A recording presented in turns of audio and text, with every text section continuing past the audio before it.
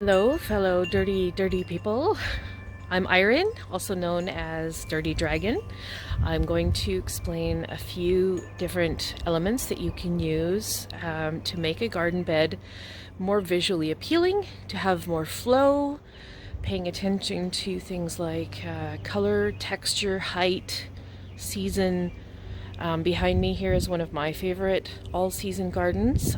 It's May right now, though you would think it was March because Victoria is getting such cold weather. But I'm going to switch the camera around and I'm going to explain a few of the elements that I've got going on here. Okay, so this bed here has 3-season interest. I'm not going to say winter because in winter it's just pretty flat. But from spring until fall, it's beautiful.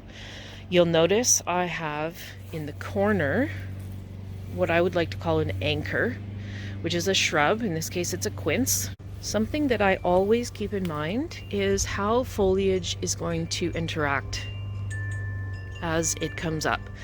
Here you've got Meanthemum racemosum, this beautiful one here, amazing scent, nice bright green foliage. And then there you've got a Ligularia, which is a nice black foliage. Black botanically, that is. And then you've got a nice red pop of color there too with the Japanese maple. And so that keeps the interest going. If you have it all in the same tone of green, it's not going to be as visually attractive. The other thing that makes a really big difference is texture, foliage texture. So here you've got a geranium, Bevan's variety. See, it's got these nice sort of palm-shaped leaves, nice big palm-shaped leaves.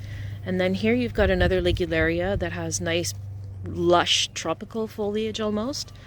The fern is more lacy, and the same with the Japanese maple. So it's really of benefit to work in as many different textures as you can into a space. You've got an upright one here, which also helps to, in a way, it helps to ground all of the others because it's pulling your attention vertically, whereas most of these ones here are horizontal.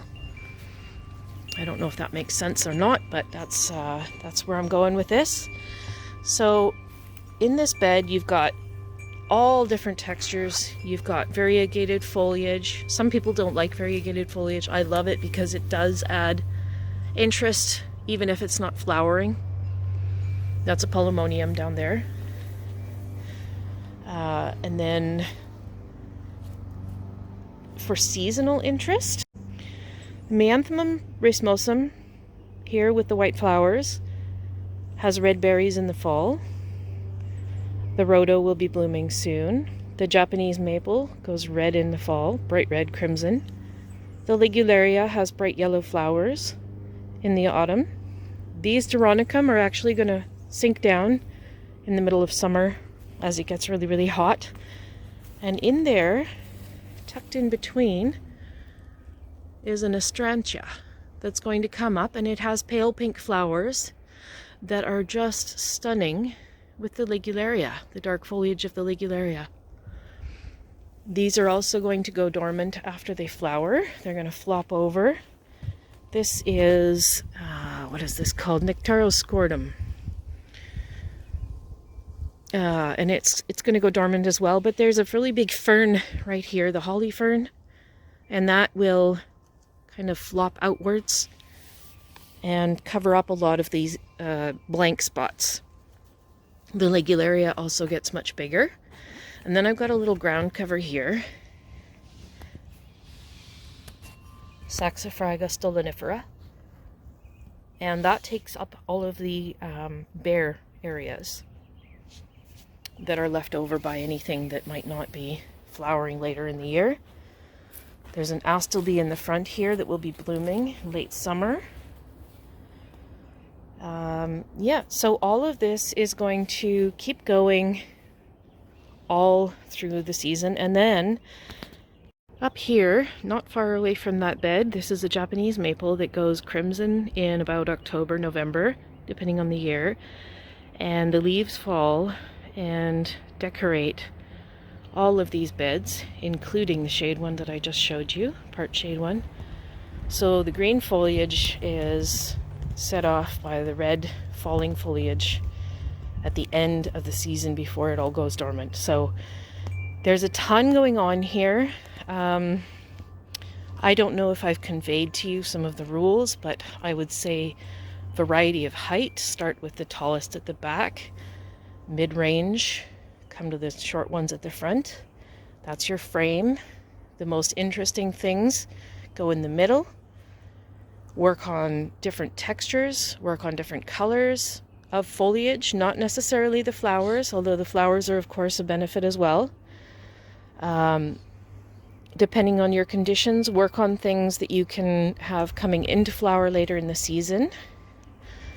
And one last thing that I will mention, and this is actually something I use as an artist and as a photographer, is something called the rule of thirds. Now, this actually does apply very nicely to this garden.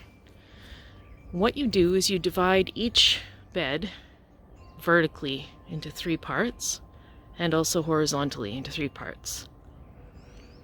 Now, on one corner you have the tall ones here. In the middle you've got this lovely ligularia, and in this corner you've got the Japanese maple. So that's the 3 in this bed. Vertically, you've got the tallest things at the back, and then you've got the mid-range things in the middle, and then you've got the lower ones in the bottom third. And so, aesthetically speaking, our brains react very, very strongly in a positive way to odd numbers. So if you have things divided by 3s, vertically or horizontally, it's much more pleasing to the eye than if it's just 2. For example, like you might have 2 trees there. That would not be as appealing as dividing it by 3, the ligularia being the middle one there. Okay, so that's it for my quick lesson on a few rules for how to compose a pleasing garden bed. I really hope that that gives some insight. Please do ask questions in the comments. If you're not sure, if you would like plant IDs and if I haven't given them, or if you are confused by the rule of thirds, I can go into that a little bit more in a different video. Anyway, yeah, so there we go. An aesthetically pleasing garden bed. Ciao, ciao.